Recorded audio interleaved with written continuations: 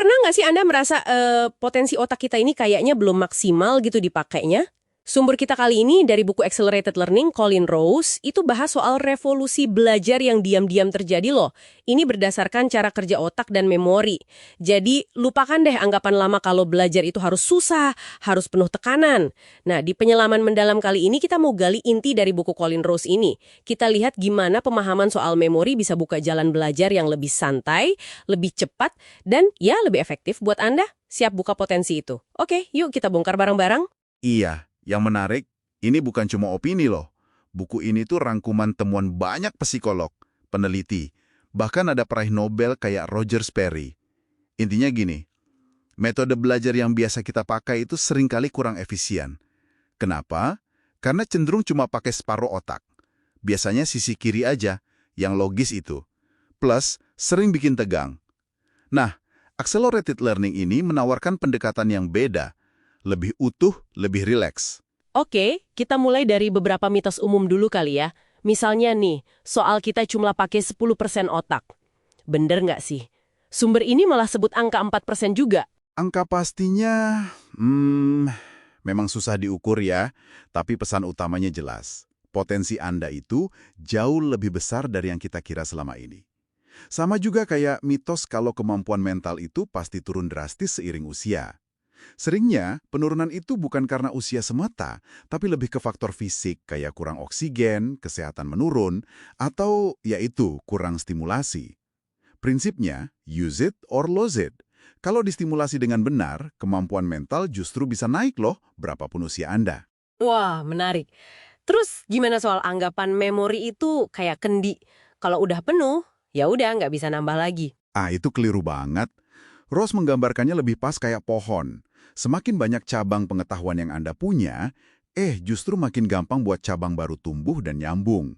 Jadi belajar itu malah nambah kapasitas Anda buat belajar lagi, bukan malah membatasi. Oke, mitos-mitos tadi udah clear ya. Tapi soal repetisi gimana? Kan katanya ngulang-ulang itu kunci belajar. Saya dulu belajarnya gitu soalnya. Nah, ini dia nih. Pengulangan yang pasif aja, itu ternyata sangat gak efektif. Coba deh Anda ingat gak detail gambar di uang koin yang sering Anda pegang? Atau mungkin lirik lengkap iklan radio yang diputar terus-terusan? Seringnya nggak nempel kan? Iya juga ya. Kenapa gitu? Karena nggak ada keterlibatan aktif. Itu poin penting dari buku ini. Otak Anda itu cenderung cuek sama input yang pasif. Keterlibatan aktif kayak Anda bertanya, menghubungkan info, membayangkan, itu baru sinyal buat otak, ini penting nih, simpen. Masuk akal, masuk akal. Jadi kalau gitu gimana sih sebenarnya memori bekerja menurut sumber ini? Secara simpel aja deh. Secara sederhana, ada dua ruang utama gitu. Ada memori jangka pendek atau STM, ini kayak RAM komputer lah. Tempat info numpang lewat doang sebentar banget, sekitar 15 detik. Nah, terus ada memori jangka panjang, LTM.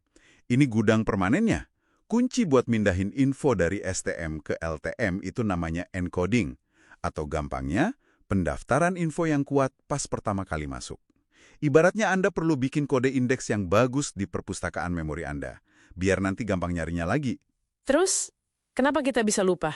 Apa cuma karena waktu aja? Waktu memang ada pengaruhnya, tapi penyebab utama lupa, menurut riset, itu interferensi. Jadi info baru itu ganggu atau numpuk info lama. Apalagi kalau mirip-mirip. Kurva lupa Ebbinghaus nunjukin kita cepat banget lupa di awal, terus baru melandai. Tapi, kabar baiknya, Accelerated Learning punya cara buat ngelawan kurva lupa ini. Nah, ini dia nih yang ditunggu. Strateginya apa aja nih dari buku ini buat ningkatin daya ingat Anda? Kunci utamanya adalah libatkan seluruh otak. Otak kiri kita kan jago tuh soal logika, urutan. Otak kanan lebih ke visual, emosi, gambaran besar. Belajar cara lama itu seringnya berat ke kiri. Nah, metode AL ini nyajin info biar dua-duanya kerja. Termasuk pentingnya kondisi rileks. Pas gelombang otak alfa atau theta lagi dominan, kayak pas lagi ngelamun, santai, atau pas mau tidur gitu. Itu otak jadi lebih nerima info baru. Sumber ini juga kayaknya nekenin banget soal asosiasi dan visualisasi ya.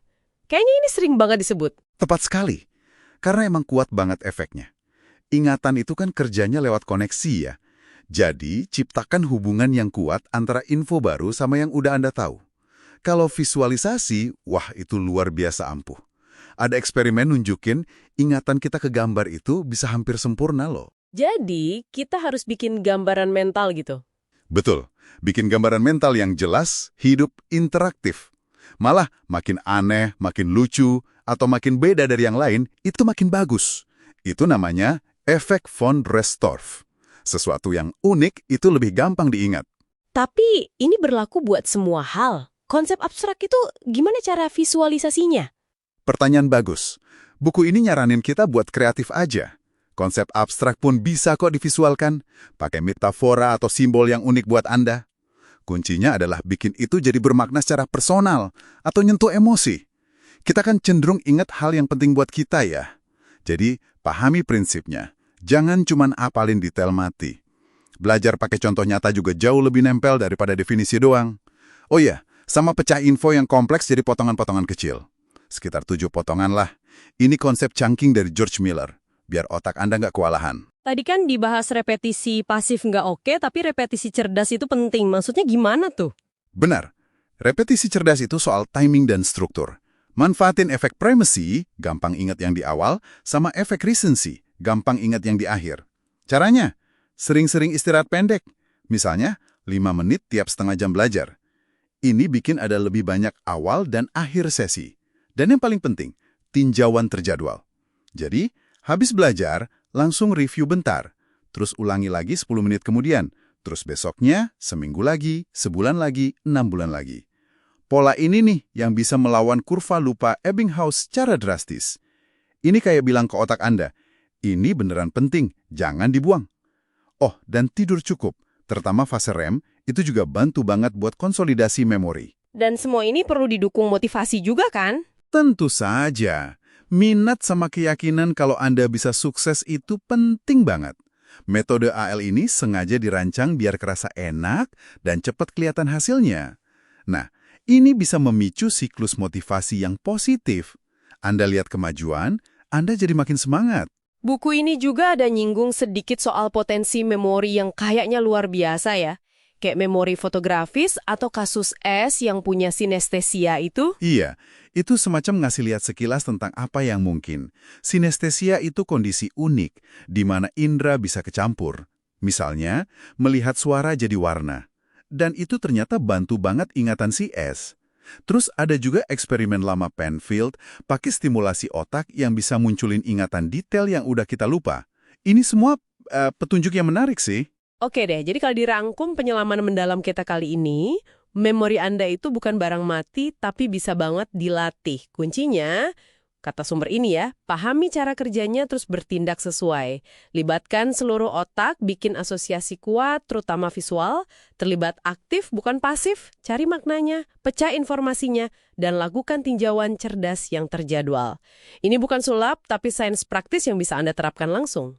Nah, sebagai penutup nih, buat Anda renungkan, kasus-kasus ingatan super atau detil yang muncul tiba-tiba, kayak yang disinggung buku ini, mungkin itu nunjukin kalau kita sebenarnya nyimpen jauh lebih banyak info daripada yang kita sadar.